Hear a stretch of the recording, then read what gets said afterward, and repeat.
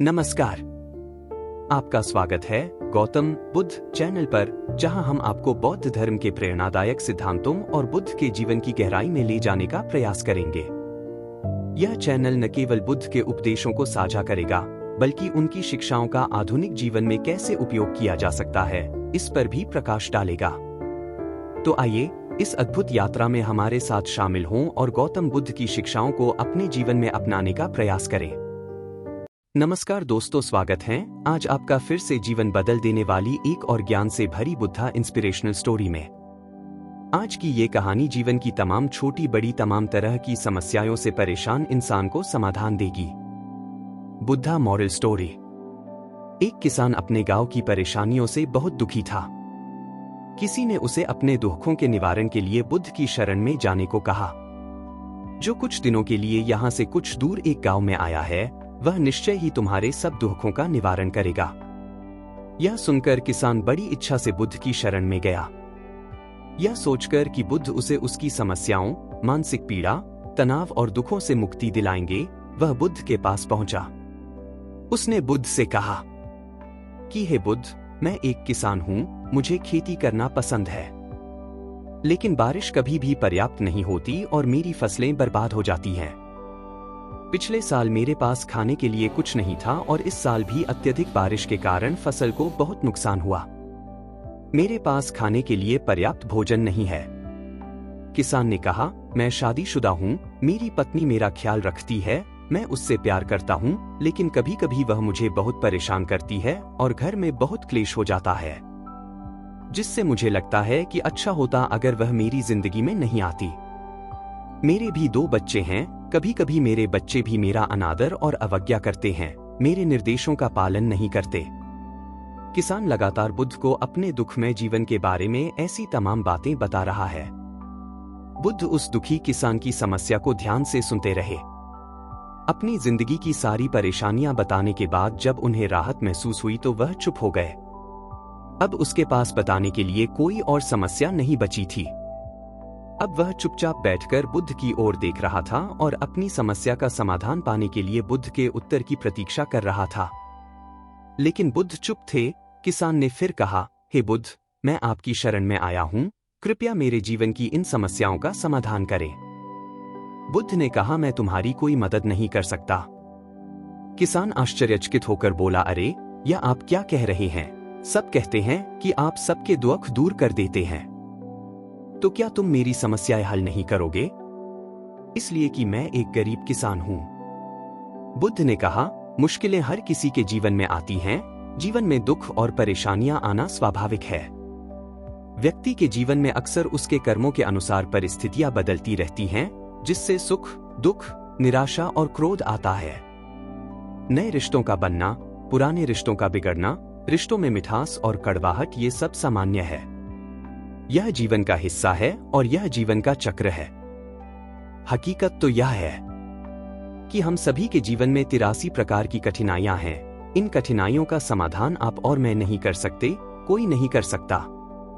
जिंदगी और जिंदगी में बनने वाले रिश्ते स्थिर नहीं होते। एक दिन रिश्तेदार भी चले जाएंगे और जिंदगी भी खत्म हो जाएगी।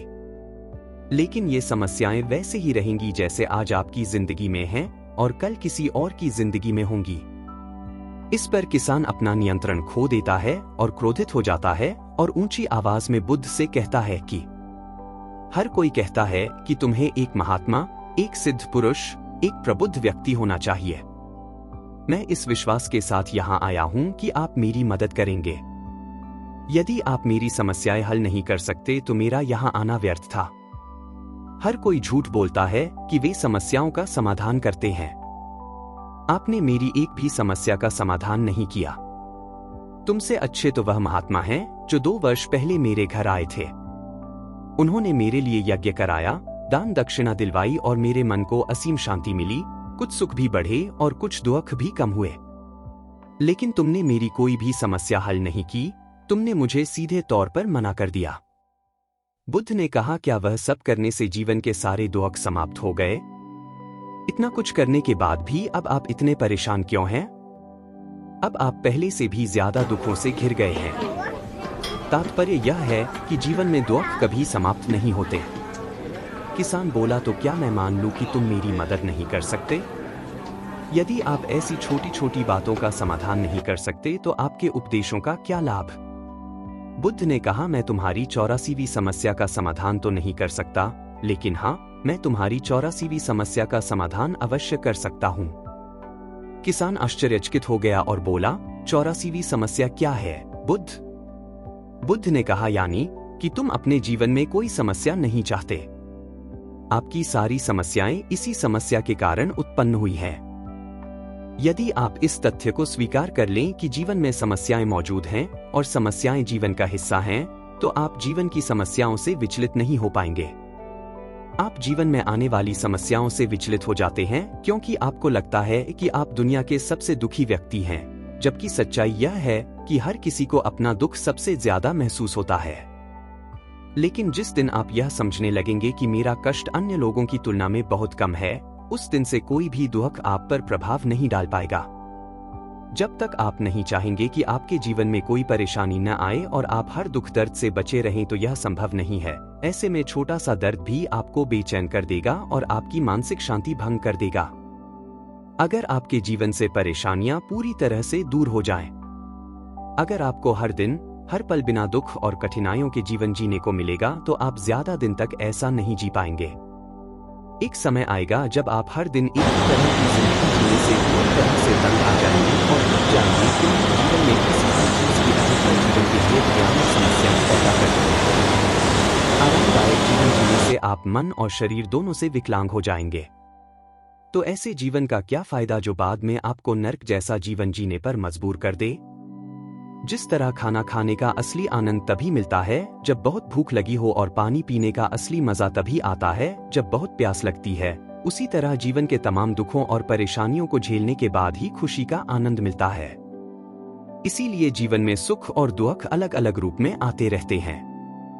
हम चाहकर भी जीवन से सुख दुख को खत्म नहीं कर सकते, लेकिन उनसे इतना ऊपर जरूर उठ सकते हैं कि कोई भी बड़ी समस्या मन को विचलित न कर सके। इसके लिए अपने मन को शक्तिशाली बनाएं, धैर्य रखें, प्रतिदिन अध्यात्म का ध्यान करें, ज्ञान बढ़ाओ। यह आपके जीवन की सभी समस्याओं का समाधान है। इसे जीवन की चतुर्मुखी समस्या का समाधान कहा जाता है। महात्मा बुद्ध का यह अद्भुत ज्ञान पाकर किसान संतुष्ट हो गया और उसका मन बिल्कुल हल्का हो गया। मन में जो समस्याएं परेशान कर रही थीं, उनके प्रति जिज्ञासा शांत हो गई। किसान ने अपनी आंखें बंद कर लीं और आनंद का अनुभव करने लगा। किसान को समझ आ गया कि वह अब तक क्या गलती कर रहा था और वह बुद्ध के चरणों में गिर गया। तो दोस्तों, मुझे उम्मीद है कि महात्मा बुद्ध की इस कहानी बुद्ध प्रेरणादायक के माध्यम से आपके जीवन की कई समस्याएं समाप्त हो गई होंगी या कुछ समस्याओं का समाधान मिल गया होगा। हम चाहते हैं कि आप इन ज्ञान की रोशनी को अपने जीवन में अपनाएं और इसे दूसरों के साथ भी साझा करें। बुद्ध की शिक्षाएं हमें करुणा, शांति और आत्मज्ञान का मार्ग दिखाती हैं। इस स्टोरी के माध्यम से जो भी आपने सीखा, वह आपके जीवन में नई दिशा और प्रेरणा लाए। धन्यवाद कि आपने हमें इस यात्रा में शामिल किया। हम आशा करते हैं कि आप हमेशा ज्ञान की खोज में लगे रहें और अपने जीवन को प्रेम और शांति से भरें। दोस्तों, आपको यह कहानी कैसी लगी? कृपया नीचे दिए गए कमेंट बॉक्स में कमेंट करके हमें यह जरूर बताएं। इस कहानी को अपने दोस्तों के साथ भी शेयर करें और चैनल को लाइक, सब्सक्राइब जरूर करें। धन्यवाद।